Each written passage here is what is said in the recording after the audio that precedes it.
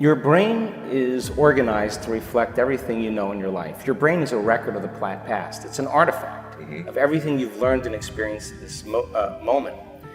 Feelings and emotions are the end product of past experiences, and we can remember experiences better because we remember how they feel. So most people wake up in the morning and they start remembering all their problems, and those problems are connected to certain people and certain things at certain times and places. The moment they start thinking about those problems, they're thinking in the past.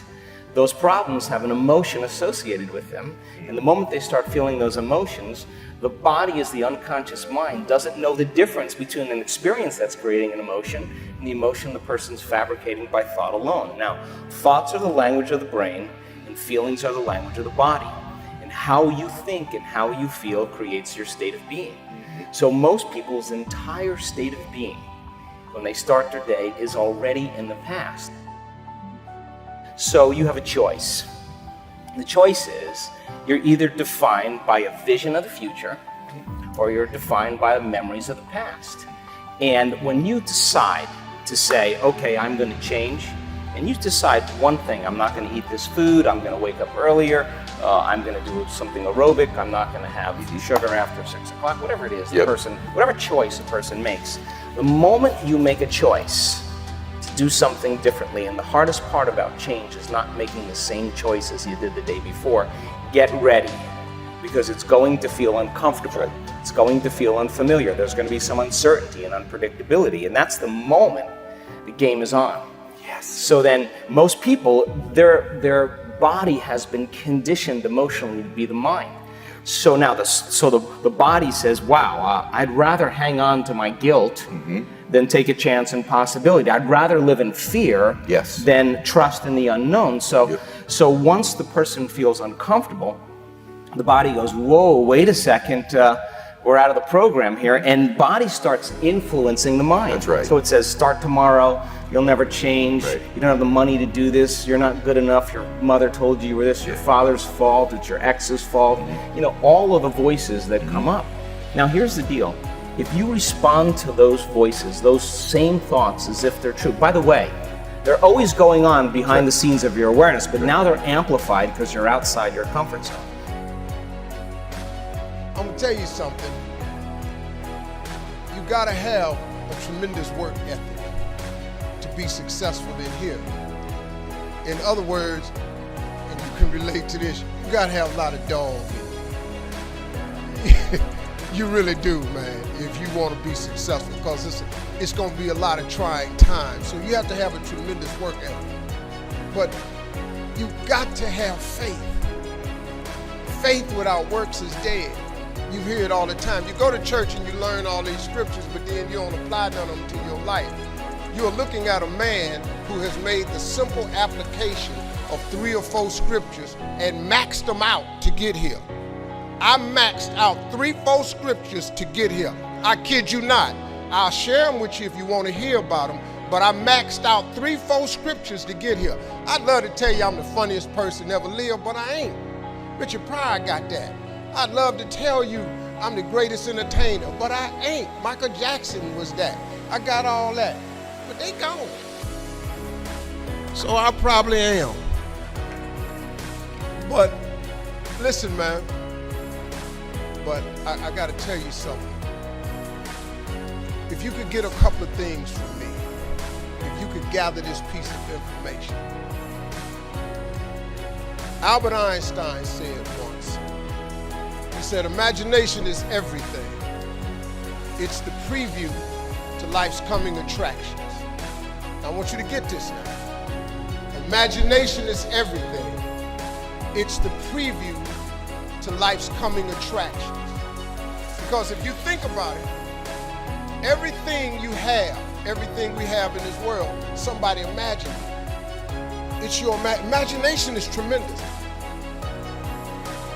See, I would do my job if I got you all so in action that you were on stage next year. Right? That's right, because your doubts are creating mountains. The reason why I'm here is I'm going to show you how to move them. We're going to cover a couple things here. The title of the talk was Break the Habit of Self-Doubt and Rock Confidence. So what we're going to talk about is confidence. What is it? Because a lot of us don't understand it. I know I didn't understand it. I had not the real confidence, I had the fake kind. You know, the really bossy, annoying kind, where it was really driven by insecurity. What we want to talk about is real confidence. The other thing we're going to talk about is the habit of self-doubt. The habit of self-doubt. So believe it or not, self-doubt is a habit. It's a behavior, a thinking pattern that you repeat over and over, and then it becomes automated.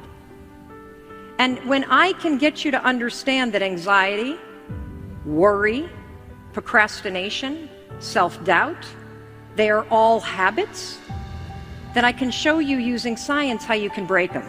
And then everything changes. And it all comes back to these 5-second decisions. If you had more confidence, how would your business and life change for the better?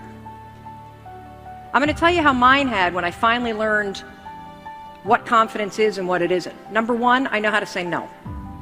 How many of you have a hard time saying no? You have clients you can't stand. You have people that work for you that drain you.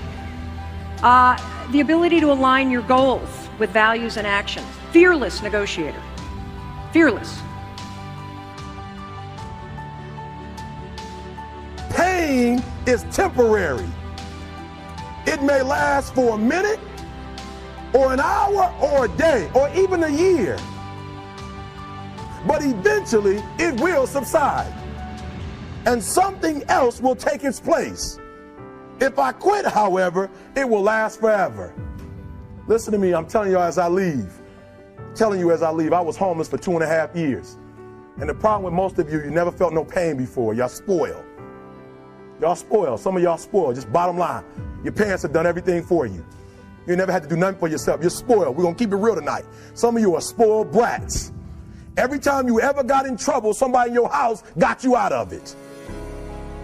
Every time you've done something you're not supposed to do, people say, Eric, your mother's a tyrant. You're right. She kicked me out. You're right. She's mean, but she developed a man because she put me out there and said, you're going to have to grow up. And some of you have never learned to grow up. And so every time something get hard, you quit, you call mama. I dare you to take a little pain. I dare you. I dare you not to go home. Somebody said, I don't go home, I feel bad. Go through it. You ain't gonna die. At the end of pain is success. You're not gonna die because you're feeling a little pain.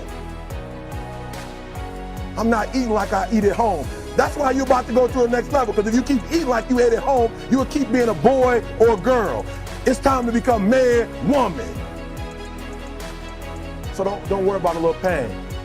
My greatest asset is I was homeless, so I can't feel a whole lot of pain. I've already been alone. There's not a whole lot of hurt I can feel on a little paper, on a little test. So I leave you, listen to me. We have gotten to a point where it's midterms and we're moving forward. The days of you getting money, I'm not saying we quitting, but I'm saying the day has got to go from external to internal. You have to give it everything you got. No more TV, no more parties, no more playing. If you don't have a 4.0, what you need to be doing is studying.